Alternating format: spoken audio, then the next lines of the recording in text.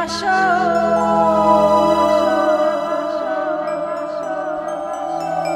ঘর গো প্রাণনা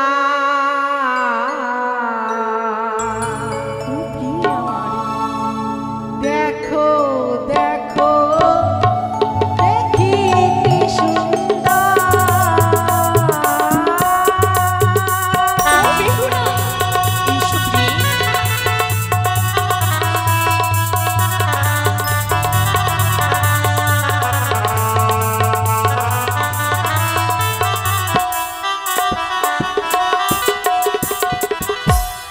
ওই না কোন কামিলা ছিলে এই না বাসো ঘর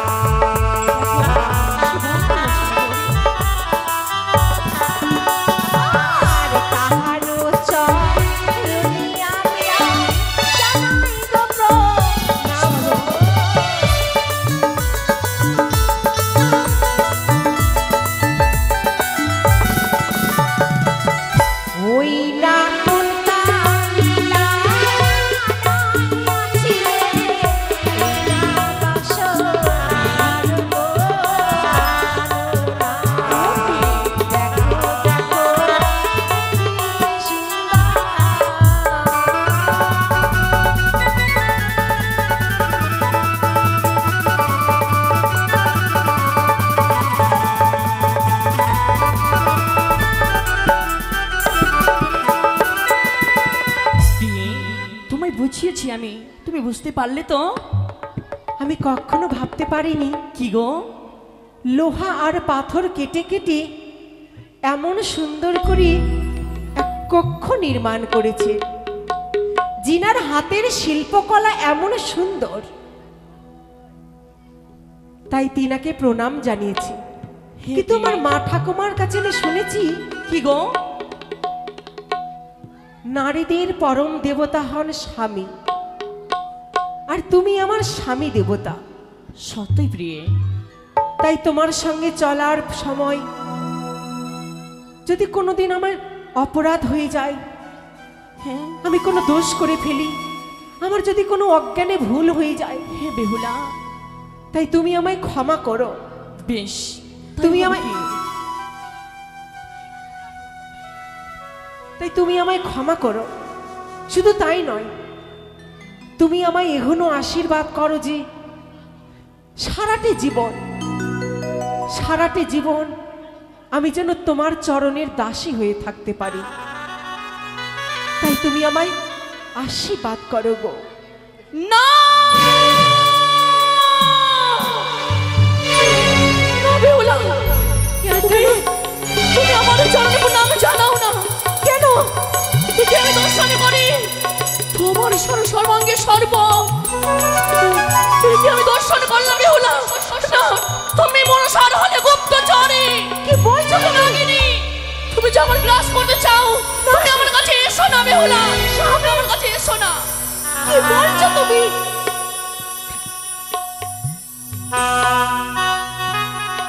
দূরে সরো, দূরে সরো,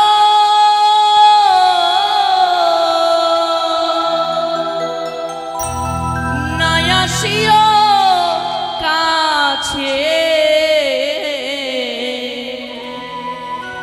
তোমার সর্ব অঙ্গে দেখি প্রিয়ে গো সরিবে গো ও ছায়া। তুমি এসো না, আমার কাছে এসো না।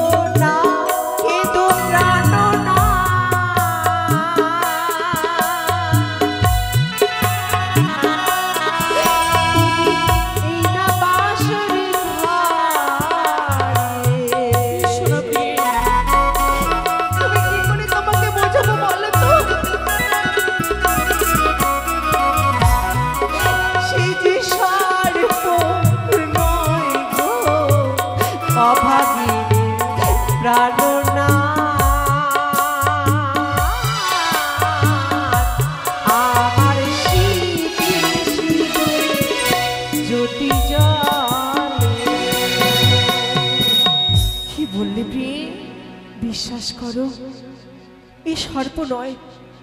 আমার মাথায় যা দেখেছো সে সর্প নয়।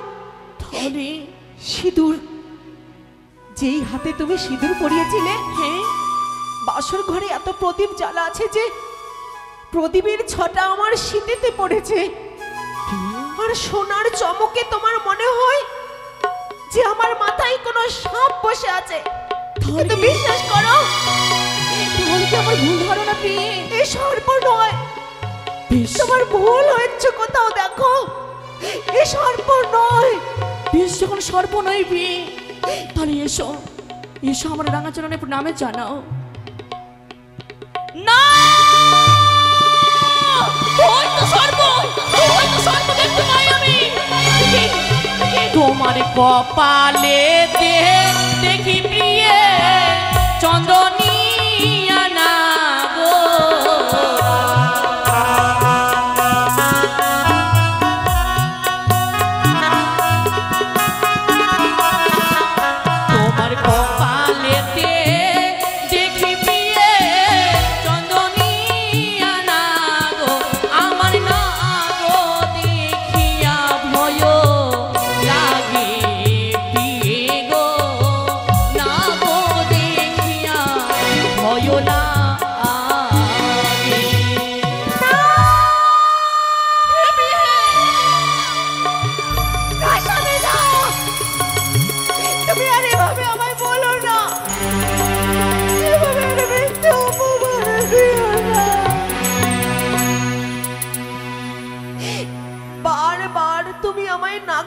বলছো? আমি কাল সাপিনি, আমি কাল নাগিনী, মনসার গুপ্তচর। এমন কথা বলতে তোমার দ্বিধা করছে না?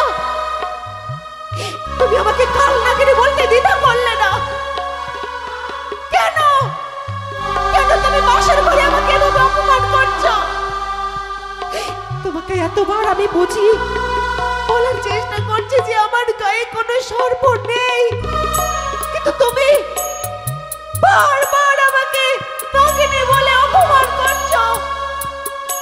হে ভগবান, এই কথা শোনার আগে মৃত্যু কেন হলো না আমার? জিনার প্রাণ বাঁচাবার জন্য আমি পণ করলাম, বাসর ঘরে সারা রাত জেগে থাকবো বলে প্রতিজ্ঞা করলাম। সেই স্বামী আমায় বলছে আমি নাগিনী, কাল সাপেনি, মনসার গুপ্তচর। আমি জানি কেন তুমি আমার অঙ্গে কেন সর্প দেখতে পাচ্ছ, আর আমি তোমার প্রাণ বাঁচাবো জন্য তো আমি বাসর ঘরে এলাম, এত বড় পণ করলাম। তোমার বাবা আমাকে ঘরের বউ করে কেন তুলেছে জানো? দেশ দেশান্তর নগরে নগরে তন্ন তন্ন করে খুঁজে আমাকে কেন ঘরের বউ করে এনেছে? তোমাকে মৃত্যুর হাত থেকে বাঁচাবার জন্য। কি বললে বেহুলা? কি বললে? কারণ তোমার মৃত্যু যোগ আছে। মা মনসা অভিশাপ করেছে বিয়ের রাত্রেই তোমার মৃত্যু হবে, তাই তোমার বাবা আমাকে ঘরের বউ করে তুলেছেন। কেন জানো? কেন বেহুলা? জানি না তোমার বাবা আমার ভিতরে কি গুণ দেখেছেন। এই বিয়েতে আমার বাবা মত ছিলেন না। তোমার বাবা আমার বাবাকে অনুরোধ করেছেন, হাত ধরে বলেছেন সাহবেনে একমাত্র আপনার মেয়ে পারে আমার পুত্রের প্রাণ বাঁচাতে। এক বাবা আর এক বাবার সন্তানের আর্তনাদ শোনার জন্য বিয়েতে মত দিয়েছেন। তোমার বাবা শুধু আমায় এই কথা বলেছেন, তুমি পারো একমাত্র আমার পুত্রকে বাঁচাতে, তুমি পারো একমাত্র আমার পুত্রকে মৃত্যুর মুখ থেকে ফিরিয়ে আনতে। তাই তিনি আমাকে পুত্রবধূ করে ঘরে তুললেন, যাতে এই বাসর ঘরে কোনো বিপদ না হয়, বিপদের হাত থেকে যেন আমি তোমাকে বাঁচাতে পারি। আর তুমি তুমি আমায় বলছো আমি নাগিনী, আমি কাল সাপিনী। তোমার এত বড় মিথ্যা অপবাদ তুমি আমায় দিও না গো। কি বললি? এত বড় মিথ্যা অপবাদ দিও না। বেশ, আমার রাঙাচরণ নাম জানাবি, তুই কি করবো প্রিয়ে? আমি নয়ন এখানে বন্ধ করে থাকি।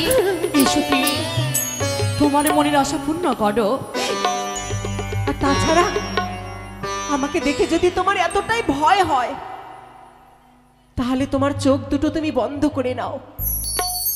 তবুও শুধু একবার একবার আমাকে প্রণাম করতে দাও। কারণ তুমি আমার স্বামী দেবতা, আর একটি নারীর কাছে স্বামী হন দেবতা। আমার চলার পথে কত ভুল হবে, কত অপরাধ হবে, তাই তুমি আমায় এখনো আশীর্বাদ করো যে সারাটি জীবন নয়, পৃথিবীতে যতবার আমি মনুষ্যকুলে জন্মাবো ততবার যেন তোমাকে আমি স্বামী রূপে প্রাপ্ত করতে পারি। এই আশীর্বাদ তুমি আমায় করো, এই আশীর্বাদ তুমি আমায় করো। তোমার প্রণামে আমার চরণে নয়, তোমার প্রণাম রয়েছে আমার হৃদয়ের মাঝে, তোমার জায়গা রয়েছে প্রিয়ে।